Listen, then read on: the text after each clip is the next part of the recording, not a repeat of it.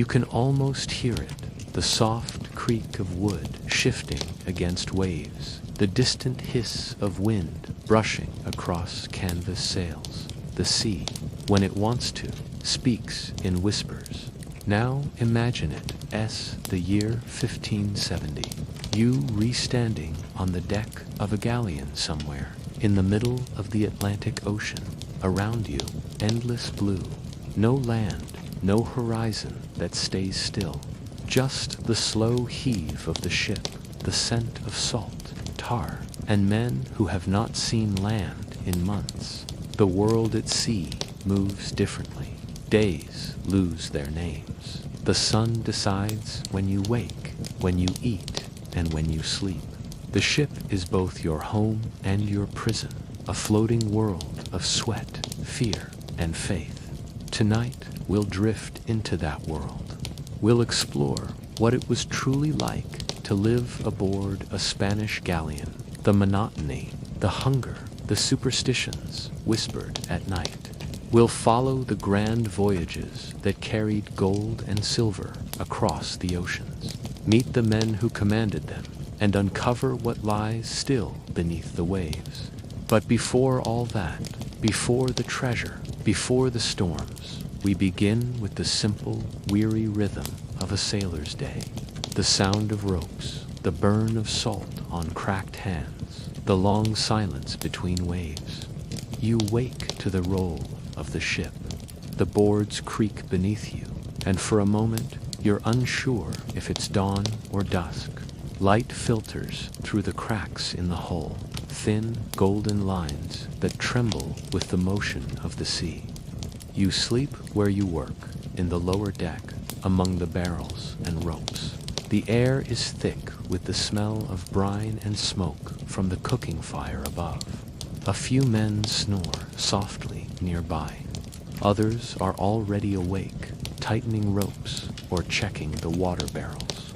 There are no clocks here. Time is marked by the ship's bell. 8 bells for a full 4-hour watch. Then another cycle begins. You stretch, hit your head lightly on a beam, and mutter a curse that no one hears. Breakfast is whatever remains from the last rationing. Hardtack, dry, salt-stiff bread that cracks more than it crumbles, and water that tastes faintly of wood. If you're lucky, there's a bit of dried fish, its salt stinging your lips. Then the work begins. The wind has shifted overnight, and the galleon lists slightly. You climb to the main deck, squinting against the morning glare. The sea stretches forever, each wave reflecting the sun in a slow, blinding rhythm. Orders echo across the deck. Trim the mainsail, check the lines, bring her windward. You move without thinking. Hands on rope, boots sliding against wet planks, muscles aching from yesterday and the day before that. You pull in rhythm with the others, 20 men on the same rope, heaving in unison. The rope bites into your palms. Tar and salt grind into your skin. The work never really ends.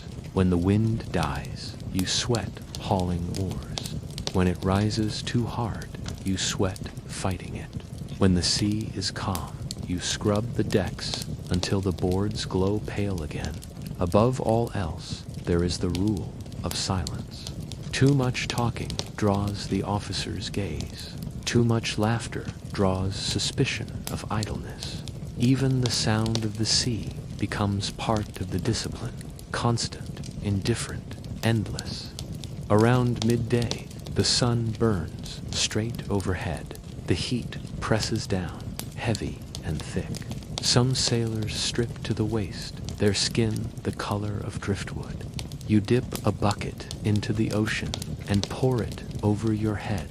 The salt stings your eyes but cools your neck. Lunch, if it can be called that, is another piece of hardtack, maybe softened in soup. Sometimes maggots appear in the bread. No one wastes time picking them out. They're just another source of protein. The ship smells of humanity. Sweat, smoke, wet rope, spoiled grain. And yet, you stop noticing after a while. The senses dull, reshaped by routine. You take your turn on watch. Hours of standing at the bow, staring at a horizon that never changes. The waves roll, the sails sigh, the wood creaks. There's peace in it, in a way, the slow rhythm of the ship breathing. But peace and boredom are dangerous companions. They let your mind wander too far. Some sailors mutter prayers, others hum songs from home. You think of the land you left, green, solid, predictable, and wonder if it still exists the way you remember it. Evening brings wind, and with it, tension. The clouds thicken in the west. The sky bruises to a deep gray. The officers bark orders, reefs tightened, barrels secured, fires put out. The ship begins to groan louder now, responding to the sea's shifting mood. When the storm hits, it comes not with thunder, but with a roar of rain. The deck tilts beneath you. Your boots skid as you pull ropes slick with water. Lightning flashes across the masts, revealing faces tense and pale. You don't speak, you move, you trust the rhythm of training. In moments like this, you understand what the sea truly is. Not an enemy, not a friend, but a vast living thing that tolerates your presence only if you earn it. By midnight, the storm passes. You're drenched, trembling, every muscle screaming. The officers nod in satisfaction. The ship held, the sails survived. No one died tonight. That's enough. Below deck, the lanterns sway. Shadows move across the beams. You sit on a coil of rope, your hands blistered and your throat raw from salt and shouting. The others lie sprawled where they can, asleep before their bodies hit the boards.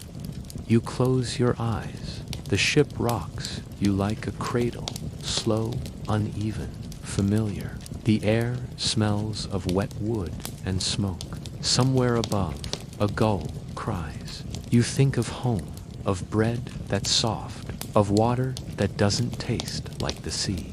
Sleep takes you quickly. The ocean hums its endless lullaby beneath the hull. And in your dreams, you are already back at work, climbing, pulling, sweating beneath the vast, indifferent sky. Imagine the harbour of Seville in the early morning light. The city wakes slowly, its air heavy with the smell of tar, oranges, and river mud. Ropes creak, gulls cry, and men shout over one another in the river breeze. You stand on the quay among them, your sea chest at your feet, watching as the galleons of the Flota de Indias, the treasure fleet, glimmer faintly in the haze. These ships are more than vessels. They are arteries of empire. Every plank, every nail, every man who boards them is part of a grand, dangerous system meant to feed the ambitions of Spain and the wealth of kings. The treasure fleet was not one ship, but a machine of many parts yearly convoy that linked Spain to its colonies across the Atlantic and beyond. It carried silver from the mines of Potosi cacao from Venezuela, cochineal from Mexico, and dreams from everywhere in between. Its voyage was both ordinary and extraordinary, so routine that it shaped the rhythm of Spanish life, yet so perilous that each return was treated as a small miracle. As the crew gathers, the officers pace the deck. The Captain General of the fleet, proud in his polished cuirass, inspects the ships one last time. Nearby, Talcolda del Mara maritime magistrate checks the manifests, tallying every crate and coin. The air hums with tension. You feel the weight of the task ahead, for though the ocean promises riches, it also devours men without a sound. The fleet sails not just for profit, but for order. Spain's empire depends on precision. The same ports, the same routes, the same seasons. Every May, the galleons set out for the New World. Every September, if fortune allows, they return. The convoy system protects against pirates, storms, and betrayal, or at least tries to. To sail outside it is madness. Within it, survival is only slightly more likely. You can picture the departure-anchored galleons turning slowly with the tide, sails unfurling like wings against the sky. The Guadalquivir River narrows, the Atlantic horizon widens, and soon the land is gone. The fleet becomes a small, floating city. Each ship has its hierarchy, its rhythm, its own small society. Life aboard the galleon is a contradiction. It is both ordered and chaotic, both a community and a cage. The officers dine on salted ham and olives, the priests hold mass on the quarterdeck, and the sailors barefoot sunburned, and weary scrub, climb, and pray for wind.